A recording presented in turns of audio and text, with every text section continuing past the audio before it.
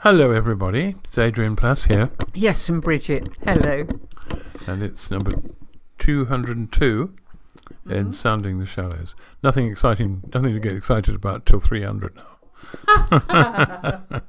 Who knows? Who knows? Who knows? Yeah. I don't know. Well, the sun is shining. It has hailed, rained, blown a gale. The sun comes out. The sun will go again. There'll be more hail.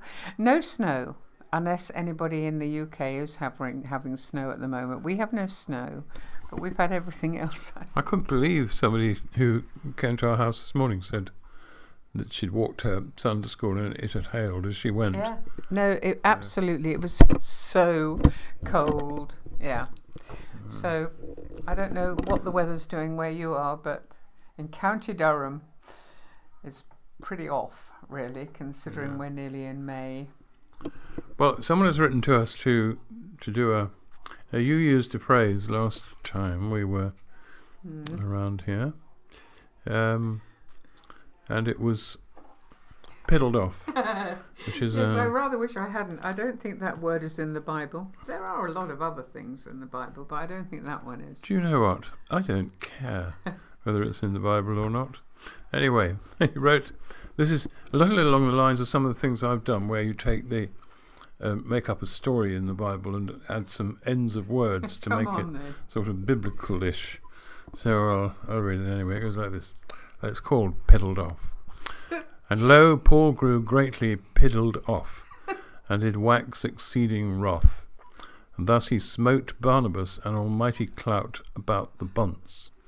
Barnabas rubbeth his bunts, and saith unto Paul, Cool it, mate.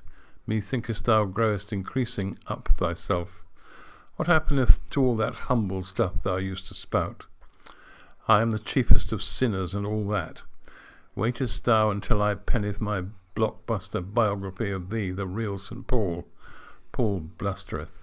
Yeah, you just try it, stud, and I'll sue thee for every denarii thou hast to thy name. Good luck with that, sinner man, countereth Barnabas, and good luck with the 5 denarii, or ei, thou garnereth. So thank you for that. Thanks for that. But you know, the interesting thing is it did trigger off a thought in me, because there is something extraordinary about Paul, and it isn't the great things. It is, well, maybe it is, but you know, he was very good at accepting the fact that things didn't turn out how he thought they were going to turn out. Do you know what I mean? I mean, I often think about when he arrived, having been guided by the Holy Spirit to this island of Philippi, or area of Philippi, only to find that the only people there were a group of women down by the river. He must have been momentarily piddled off, because it was so not what he thought it was going to be. But his response was very strangely positive, wasn't it? There was the church, this group of women. Yeah. But he was an interesting verse which is hardly ever preached on, is after Ananias comes to lay hands on Saul, God says, I must show Paul the suffering he's going to have to put up with for me. And we've never known what that means. But actually, I think you're quite right. Initially, those things would have been a surprise. But as time went by, there's an almost unbelievable and almost incredible acceptance. Not an acceptance. A joy in being allowed to put up with stuff for reasons which, because we are sort of trudging, pathetic, I don't know, we don't quite, we'll get to that back a bit later. I've been also thinking this week about things happening that are good or bad, and we faced this week the incredibly dismal prospect of having to replace 2 entire roofs in 2 buildings in less than 2 years, and in fact it hasn't happened. No, but it is true that this is why I was thinking about Paul, because it would be very easy because, yes, we did have to replace a whole roof. And yes, we are now faced with water coming through the ceiling. I think both of us felt, here we go again. It's going to be awful. Absolutely dreadful. We know how much it cost last time. This is just similar. Everything feels as though it's going wrong. And I suppose that's why I was thinking about Paul, because he seemed each time to be able to say, well, let's not imagine that it's automatically going to be the worst thing in the world. More than that, eventually. I mean, he was into it. Yes, exactly. I mean, really, well, we weren't really very into our roof Not dripping. in the slightest. No. We were utterly depressed, and all we could think of was, it's going to be awful. I'll tell you the main reason why we tend to think that things are going to be just as bad this time as they were last time. Yes, what's that, Adrian? That's because they sometimes are. And Yes, I'll give you an true. example in our lives, travelling as much as we have and driving as much as you have. We seem over the years to specialise in asking directions from people who have no idea where our destination is, but are overjoyed to find someone to talk to. It is the story of our lives. That, I mean, you might say maybe that's a positive distraction. I don't know. We get people who say, "Oh, no, oh, wow, I'm not sure. Wait a minute, just a minute. Let me think."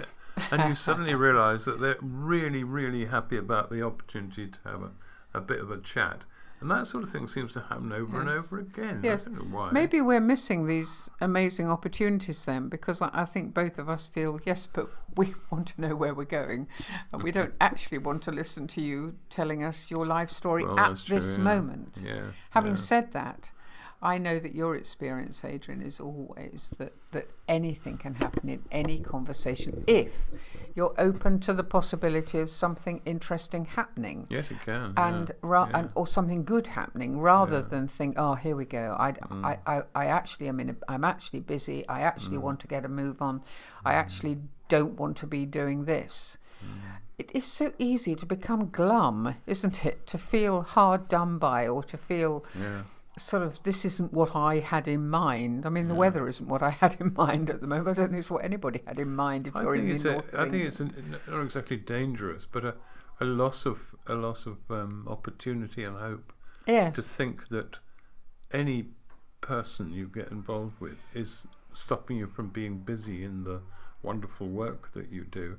Not that there aren't times when that is true, but it's really important. It's always amused me, Jeff Lucas, who we're both very fond of, always talked about asking directions and someone taking ages and after a bit him thinking, "I'd rather be lost than to listen to this." Yes. Yeah. But no, I don't know. And I was thinking today about the fact that we've always lost the same things. You might be able to think of some other things. Not long ago, we talked about socks at some length. Oh, and we got a lot of response, actually. We did. There's no doubt about the disappearance of socks is a universal problem. That's true. And phone chargers. Because now there are 3 or 4 different models of phone charger with little twiddly bits on the end that you have to look at very closely in order to see whether they fit your phone or not. Yesterday, I hunted, actually not yesterday, for several days I've hunted for the charger of my portable screwdriver, right? Those who know how keen I am on DIY will know what a loss this was. And eventually I discovered, partly to my horror, because I spent so long looking for it, partly with huge relief, that it's the same connector as my own phone. Right. So last night So what actually point are you charged it. making about this? Well, it's one of the things that we spend ages over is chargers. Yeah. We have kind of spaghetti-like piles of leads in bags left over from years of not knowing what things are for. Oh, and scissors is another thing. Scissors, they disappear.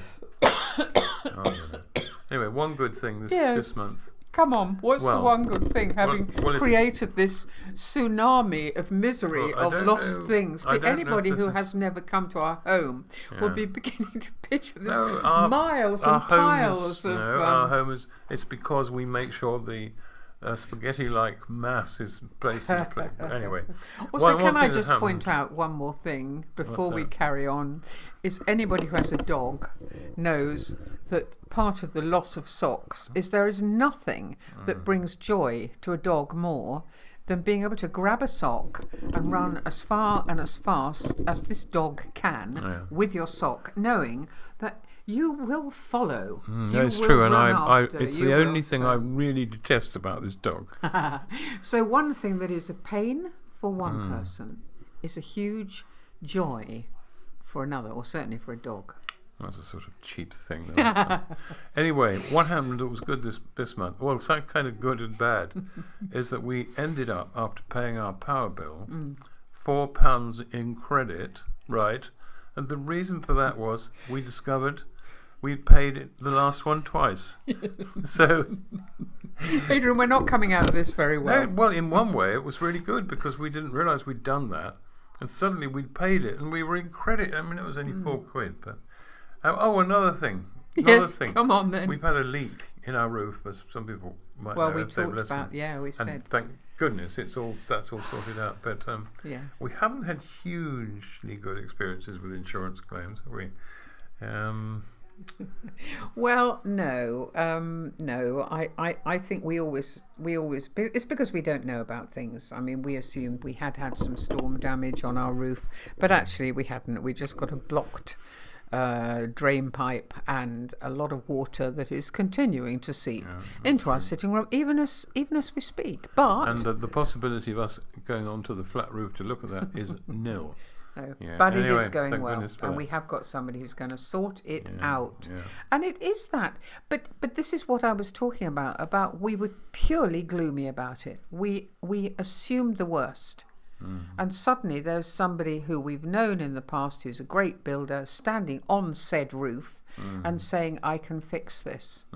I don't know. I don't think we are pessimistic on the whole, but Well, I'm we not have had a pessimistic when series someone's of... standing on the roof. No, I'm very happy to but to take, to value people who can do these things. It's great. It's just it leaves you a bit, I don't know, feeling a bit silly because you can't do it, and a bit worried, like with building jobs, that you can't find. Anyway, we're very happy about that. That's very, very good. But what I was asking to myself today was, you and I. Well, two things really. Here's a very simple question to answer. Okay. Do we break more things than most other people?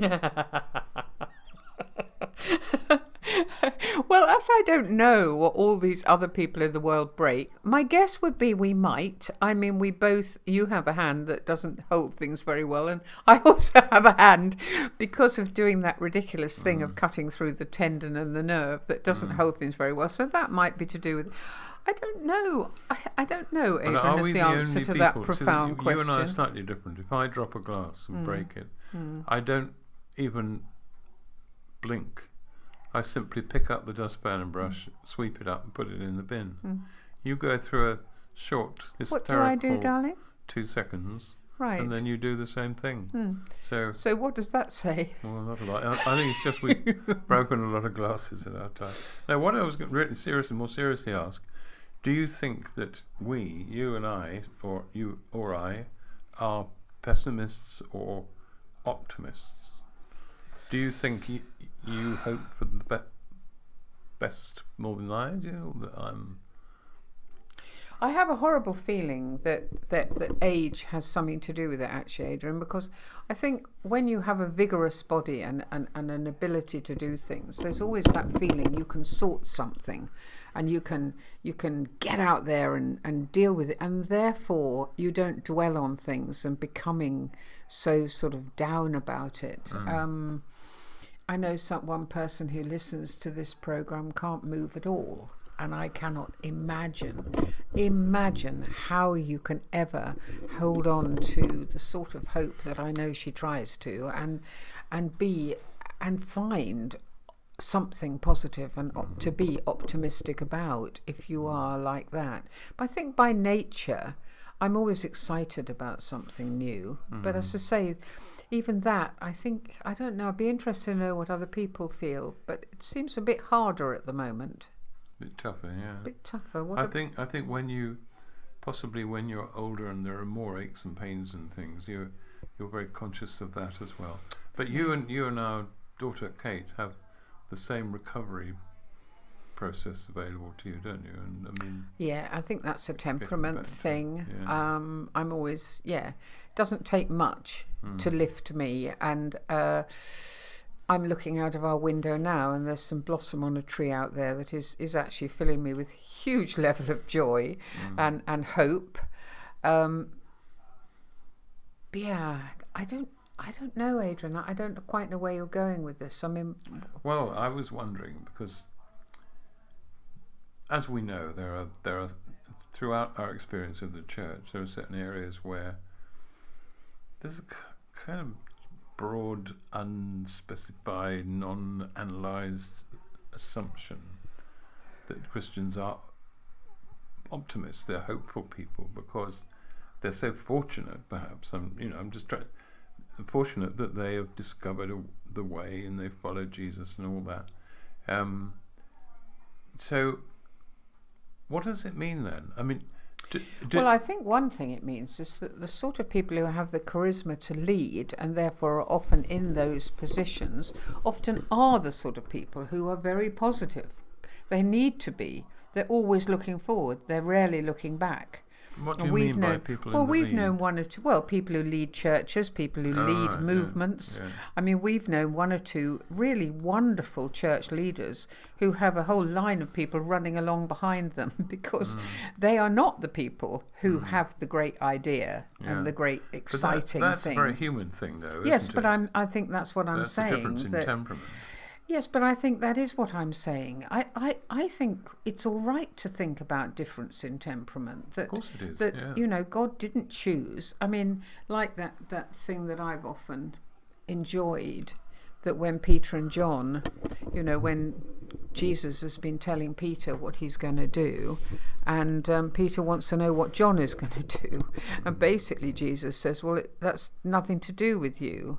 And we're not all supposed to be like Peter or like John. We are supposed to be ourselves. And so therefore our temperament, the way we're made, has got to be part, surely, of the sort of things that God is going to want us to do and Jesus is going to want us to do. Some people are made very hopeful, very bright. But I think there's a deeper question than temperament. I mean, you've often heard me say, probably got fed up with hearing me say, when we're speaking to groups, that I find human optimism a real problem in the way the church operates, because it tries to keep going on a worldly level, really, about things being okay, because God is with us. And I mean, going back to Paul again, I mean, Paul's actually very strong on hope, wasn't he? He talked a lot about hope. But as we were saying just now, he was ready to put up with just about anything. Why? For what? And we've asked that before. He counted this is almost what he said, continual suffering as nothing compared with what? And it strikes me as time goes by that we really have very little idea what that means. And because we've got into religious mode so much over the years, just to think about the possibility that something fantastic waits, so bright, so interesting, so enlivening, that Paul, who seems to have understood what it was, otherwise he wouldn't appear to be such a loony, I mean, to many people's eyes, there's something coming up, there's something coming along that we will love. But do you think that, I mean, we do have to look a little bit contextually, don't we? I mean, if you remember when we were in Zambia, we met people for whom all of their hope, because of AIDS, because of the situation they're in, is in eternal life. And we've lost that a lot, because that doesn't figure very strongly. Because that's one of the few things they have to hope for. They hope for it and hang on for it and believe in it. And I don't know whether some of our problem, it is that particular concept, running the race towards something that is, as you say, beyond measure, beyond. It's so far removed from day-to-day life in the West. Yeah. But I was interested. We had somebody coming to talk, didn't we, to our church, who's spending a lot of time out in Ukraine, and is saying that a lot of people, you would expect them to say, people who have been Christian, to say, well, where is God in all this? I don't believe it anymore. But actually, because of the suffering, there is a belief in eternal hope. There is a turning to Christ. There is an understanding that you can be part of his suffering, that it's not wasted, that it's part of joining him. Or perhaps it's something as real as the realest thing Yes. in life. Yeah. I was thinking of the shortest verse in the Bible. I think it's the shortest, isn't it? Jesus wept, which was right in the center of Mary and Martha having a go at him because he didn't come to heal Lazarus. And my idea has always, my view has always been that he would have been torn apart by the impossibility of ever explaining to people the hugeness of what is at stake here. And again, because it's been religiosified over the years. That's a new word.